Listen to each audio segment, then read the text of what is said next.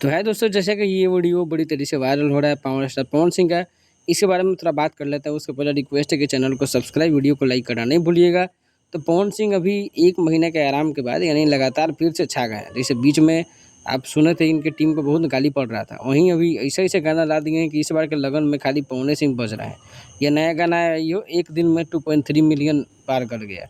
और समझिए कि पवन सिंह का जैसे एक चाचा का बेटा थे रघु सिंह, उनके शादी में पवन सिंह के आने का पूरा न्यूज़ था, वहाँ लोग इंटरव्यू दे रहे थे। खुद पवन सिंह के भाई गुड्डू सिंह भी बोल रहे थे कि पवन आएगा, चाहे देर सवेर ज़रूर आएगा। वहीं पवन सिंह के एक और चाचा हैं अजीत सिंह, जो पवन सिंह के गुरु भी हैं, काफ़ी लोग जानते भी होंगे इस बारे में। उनके सुपुत्र हैं एक बड़क सिंह, उसके सगाई का भी फ़ोटो कुछ वायरल हो रहा है, जहाँ पे गुड्डू सिंह दिखाई दे रहे हैं।